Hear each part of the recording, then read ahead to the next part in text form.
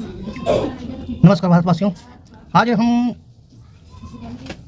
जो विपक्ष में उप नेता बने हैं गगन गोगोई, जो आज अपने प्रेस कॉन्फ्रेंस में कहे हैं कि जो बजट कल पेश होने वाला है, वित्त मंत्री निर्मला सीतारमण जो पेश करेंगे वो भारत के हित में नहीं होंगे और वह अडानी अंबानी और कई ऐसे कंपनी है जिनके अनुसार होंगे।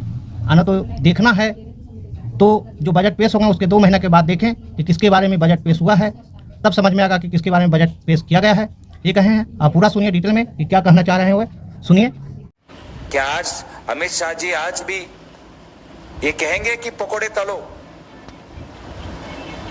तो मैं इनसे कुछ नहीं अपेक्षा करता। जो ये करते आ रहे हैं वही करते रहेंगे। अडानी अंबानी और वो 8-9 जो बड़े उद्योग है उनके अनुसार उनको कहाँ का निवेश करना है, वो क्या कान में फुसफुसाते हैं, वही उस प्रकार का बजट आएगा, वही बजट आएगा। और आज कल जो बजट आएगा 2 महीने बाद आप देखेंगे कि कोई बड़ा उद्योगपति उसी क्षेत्र में निवेश कर रहा है। पीएलआई आएगा तो वो पीएलआई में वो करेंगे। लेकिन आपको, हमको ट्रेन में, रेल में, किसान को एमएसपी में, खाने के महंगाई में, छात्रों को उनके एमबीबीएस की फीस कम हो, इस हायरिंग और बढ़े, इस प्रकार की कोई भी सुविधाएं आप आशा भी मत करिए। लेकिन हम अब बस ये आशा कर सकते हैं कि आपकी आवाज विपक्ष उठाएगा, राहुल गांधी जी उठाएंगे, लीडर ऑफ ऑपोजिशन उठाएंगे। राहुल गांधी जी का जो भारत जोड़ो अभियान है वो निरंतर है। वो चाहे लोको पायलट हो, चाहे मैकेनिक हो, चाहे मजदूर हो, चाहे कंस्ट्रक्शन सेक्टर हो, और उनकी आवाज हम बनते रहेंगे और सरकार पर हम दबाव डालते रहेंगे।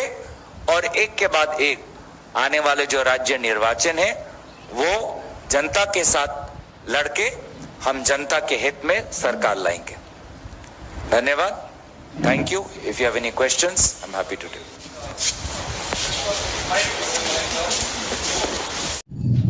सुनिए गंगोई के, और आगे हम बताते हैं कि शिक्षा में क्या होने वाला है। इस पर वक्ता बजट के पहले क्या कहे हैं सुप्रिया सिंह ने, और स्वास्थ्य के बारे में क्या कहे हैं प्रेस कॉन्फ्रेंस में, ये उनके सुनिए। कुछ होने वाले नहीं है ये सरकार ने, और भारत को खास करके स्वास्थ्य विभाग, स्वास्थ्य क्षेत्र में और शिक्षा के क्षेत्र में क्या किए हैं मोदी जी, क्या नहीं कर रहे हैं। सुप्रिया जी इतना तक बोले हैं कि अनपढ़ रहेगा भारत तब न क्वेश्चन नहीं करेगा, इतना तक बोले हैं। सुप्रिया जी ने क्या कहे हैं, क्या समझाए हैं, सुनिए।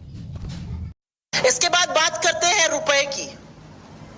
आपको याद है ना, गुजरात के मुख्यमंत्री नरेंद्र मोदी क्या कहते थे? जैसे जैसे रुपया गिरता है वैसे वैसे प्रधानमंत्री की साख गिरती है।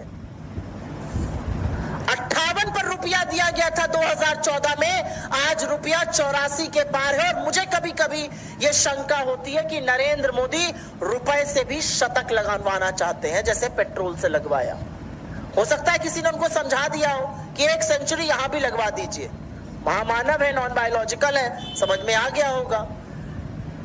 84 के पास रुपया है, 58 पर दिया गया था। सबसे पहले तो ये पूछना चाहिए कि भाई प्रधानमंत्री की साख कितनी गिर गई।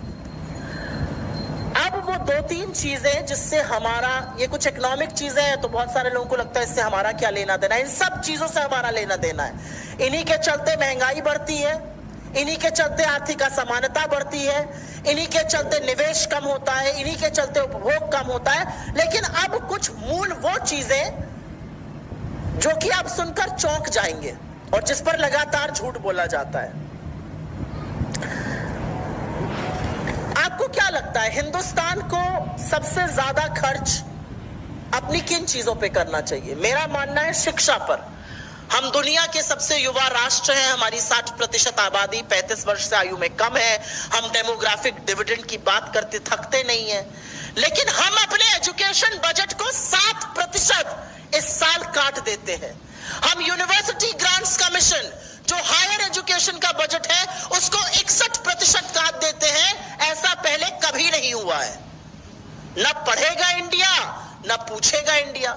ज्यादा पढ़ लिख लेंगे लोग वही तो सवाल करेंगे। ज्यादा पढ़ लिख लेंगे लोग तो उन्हीं को तो समझ में आएगा कि कैसे ये सरकार हमारा मूर्ख बना रही है। तो ना रहेगा बांस ना बजेगी बांसुरी, पढ़ाई मत लोगों को।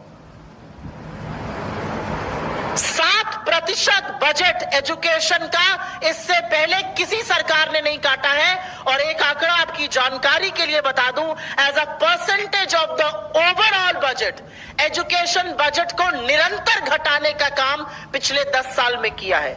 यूपीए की सरकार करीब करीब 0.6% आवंटित करती थी, इन्होंने घटाकर 0.4% कर दिया है।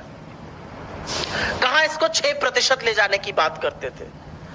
स्वास्थ्य, ये ग्राफ अपने आप में बहुत कुछ बयां कर रहा है, वो फोटो भी बहुत सारी चीजें दिखा रही है। अभी अस्पताल चले जाइए तो जीएसटी देना पड़ेगा अगर स्वास्थ्य खराब हो जाए, दवाइयों पर भी जीएसटी है। लेकिन हेल्थ पर एक्सपेंडिचर लगातार कम हुआ है। पिछले 5 सालों में टोटल बजट का हेल्थ पर एक्सपेंडिचर 2.4% से घटकर 1.9% हो गया है। 2.4% 5 साल पहले हम टोटल बजट का स्वास्थ्य पे खर्चा करते थे, अब 1.9 करते हैं। और आप सब जानते हैं कि 2023 में हमारे देश के 16 लाख ऐसे बच्चे हैं जिनको एक भी टीका नहीं लगा है। बच्चे के जन्म से उसके 1 साल की उम्र तक बच्चे को 9 से 10 टीके लगते हैं, डिप्थीरिया का, टेटनस का, चेचक का, हेपेटाइटिस का, पोलियो का। और इन्हीं के चलते हम पोलियो से मुक्त हो पाए, इन्हीं के चलते हम चेचक से मुक्त हो पाए। लेकिन इस सरकार ने वो कर दिखाया जो पहले किसी ने नहीं किया था। 16 लाख हमारे बच्चे ऐसे हैं, 2.5 करोड़ बच्चे हिंदुस्तान में हर साल पैदा होते हैं, 16 लाख बच्चों को एक भी टीका नहीं लगा है। तो हम क्यों ना ये भय और आशंका लेकर चले कि क्या पोलियो और चेचक जैसी बीमारी दोबारा से लौट सकती है। इसका जिम्मेदार कौन है? असलियत यह है कि यूपीए की सरकार ने इस देश को पोलियो मुक्त किया, तमाम वैक्सीनेशन दिए, ढिंढोरा नहीं पीटा। यहां ढिंढोरा पीटने और एहसान लादने से ही फुर्सत नहीं है। लेकिन कोविड से सीखा गया, नील बटा सन्नाटा। हेल्थ का बजट 2.4% से घटा के 1.9% किया और 16 लाख बच्चों को टीकों से रहित रखा। ये वो देश है जो वैश्विक भूख के सूचकांक में, द हंगर इंडेक्स में 111वें नंबर पे है 125 देशों में। हमारे यहां कुपोषण एक त्रासदी है। ऐसे समाचार के लिए चैनल को लाइक, सब्सक्राइब, बेल आइकन घंटी दबाएं। नमस्कार, थैंक्स, धन्यवाद।